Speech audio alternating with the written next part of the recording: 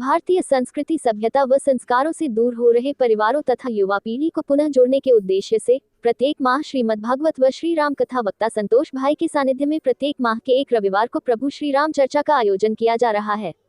इसी क्रम में आज रेलवेगंज के श्री राधा कृष्ण मंदिर में आयोजित हुआ। व्यासपीठ पर विराजमान संतोष भाई ने कहा कि प्रभु श्री राम चर्चा की चर्चा अब जनपद ही नहीं, उन्नाव, बाराबंकी, लखीमपुर खीरी, लखनऊ आदि जनपदों में भी होने लगी है। उन्होंने कहा, इसके अलावा जिस घर में रामायण पढ़ी नहीं जाती थी उस घर में भी लोग रामायण पढ़ने लगे हैं। श्री भाई जी ने कहा कि मेरे राघव सरकार का ऐसा स्वभाव है कि जो उनको याद करता है उस पर उनकी कृपा हमेशा के लिए बन जाती है। उन्होंने कहा कि जो हर स्थिति में प्रसन्न रहे वह राम चर्चा से जुड़ा रहता है, उसको परम आनंद की अनुभूति होती है। कार्यक्रम के पूर्व में मंच पर व्यासपीठ पर विराजमान संतोष भाई का प्रभु श्री राम चर्चा आयोजक अमित अग्रवाल के अलावा शिव कुमार गुप्ता, प्रमोद कुमार मिश्रा, राजेंद्र भाई पटेल, नवीन अग्रवाल, पवन अग्रवाल, राकेश गुप्ता, वेद प्रकाश गुप्ता, विमलेश गुप्ता, बॉबी गुप्ता, अमन सिंह, पत्रकार अखिलेश सिंह, पत्रकार रजनीश सिंह व वीरेंद्र कुमार, बॉबी गुप्ता, रचना बंसल, कीर्ति अग्रवाल, दुर्गेश शुक्ला, कुसुम गुप्ता ने माल्यार्पण व पुष्प भेंट कर स्वागत किया। राम चर्चा का समापन हनुमान चालीसा आरती तथा खिचड़ी के भंडारे के साथ हुआ। आज मकर संक्रांति का बहुत ही सुनहरा दिन। विगत कई दिनों से सभी लोग भीषण सर्दी से ठिठुर रहे और भगवान सूर्य की ऐसी कृपा हुई कि उन्होंने मकर राशि में प्रवेश करके आज सबको अपना दर्शन दिया। तो सर्वप्रथम आप सभी को मकर संक्रांति की बहुत बहुत शुभकामनाएं। ये छोटा सा परिवार, प्रभु कृपा परिवार, भगवान राम के ज्ञान को लेकर आगे बढ़े, कुछ परंपराओं को लेकर के आगे बढ़े।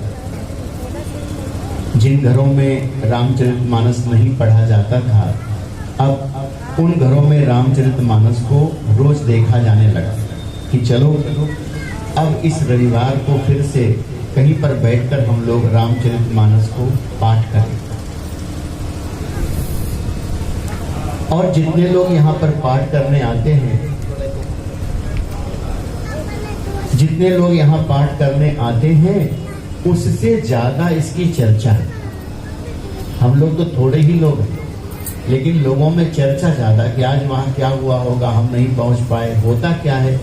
तो इसका नाम ही रखा गया प्रभु श्री राम चर्चा कार्यक्रम, क्योंकि जिस विषय में निरंतर चर्चा होती रहती है वो कभी न कभी मिल जाता है। भगवान का ऐसा ही स्वभाव है, जिसके विषय में चर्चा करते रहते हैं वही मिल जाता है। श्रीमद् भगवत गीता की बात करें, रामचरितमानस की बात करें, हर ग्रंथों में ऐसा ही लिखा हुआ है कि हम जिसकी याद करते हैं, भगवान कहते हैं अनन्यास चिंतयन्तो मां ये जना पर्युपास, जो कोई भी हमें अनन्य भाव से याद करता है। रामचरितमानस में भी ऐसा लिखा है, जही पर जही कर सत्य स्नेहु, सोते ही मिले ही न कछु संदेह।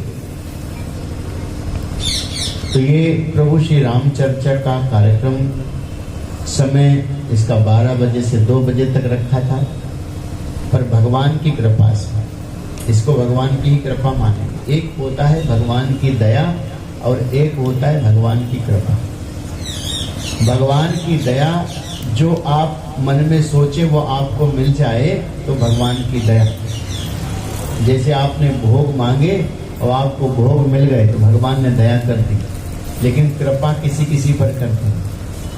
कबहू करी करुणा नर दे, कभी कृपा कर दिया तो मनुष्य बना दिया, और फिर कृपा करते हैं तो क्या देते हैं, प्रतिकूल परिस्थितियां। अनुकूल मांगने पर, जैसे आज आप लोगों ने धूप मांगी तो भगवान ने धूप दे दिया, तो ये तो आपकी इच्छा पूरी तो कर दिया, लेकिन भगवान का बड़ा नुकसान हो गया। जो लोग रोज राम राम ज्यादा कहते थे, आज धूप पा गए तो राम राम कम कर दिया। भगवान अनुकूलता तो दे देते, मांगने पर अनुकूलता मिल जाती, कोई बड़ी चीज नहीं।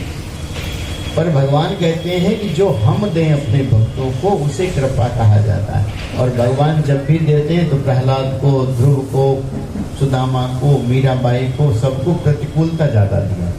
तो प्रतिकूलता में भगवान की याद ज्यादा आई। तो भगवान किन्हीं कारणों से और जो सब परिस्थिति में प्रसन्न रहता है, भगवान कहते हैं जो हर परिस्थिति में प्रसन्न रहे, सब में यह माने कि भगवान की दया कृपा बनी हुई है, तो उसके फिर सुख दुख पास नहीं आता, आनंद में रहे, जो भी दे दे। तो ऐसे ही कुछ भी छूट जाए, लेकिन प्रभु श्री राम चर्चा का यह बीज जो बोया है, श्रीमान राजन भाई पटेल, श्री अखिलेश सिंह जी, श्री भरत पांडे जी, शिव कुमार भैया, अमित अग्रवाल, इन लोगों ने मिलकर जो ये बीज बोया है, तो वह बीज धीरे धीरे पल्लवित यानी उसमें अंकुर निकलने लगा है। प्रतिकूल परिस्थितियों में जब भजन प्रारंभ हो जाए तो आप समझना चाहिए कि अब थोड़ी बहुत आंधी और आएगी, और उन आंधियों में अगर हम खड़े रहे तो फिर ये फसल बड़ी होगी, फिर कोई पीपल और वट वृक्ष जैसा तैयार हो जाएगा, जिसे बड़े बड़े तूफान हिला नहीं पाते। तो शुरुआत अच्छी हो, संत कहते हैं, वैज्ञानिक अंग्रेज लोग कहते हैं well begun is half done. आपने अच्छी शुरुआत कर दी। प्रारंभ हमारे श्रीमान अखिलेश सिंह जी के यहाँ से हुआ था, फिर शिव कुमार जी ने वहाँ सन्मानी वैसे धर्मशाला में, और ये तीसरा फूल हमारे अमित अग्रवाल जी यहाँ खिला रहे हैं। और चौथे पुष्प की अब हम लोग चर्चा बाद में करेंगे, कारण कि जो स्थान चुना जाता है वो रहता नहीं। अग्रवाल धर्मशाला को चुना गया तो फिर राधा कृष्ण मंदिर में आ गए। तो हम लोग सब लोग अपने नंबर जितने लोग यहाँ आए हैं वो लिखा देंगे, और फिर जब स्थान खूब पक्का मजबूत हो जाए तो फिर उसकी चर्चा आप तक पहुँच जाएगी। इतना बड़ा नगर नहीं है जो चर्चा ना पहुँचे।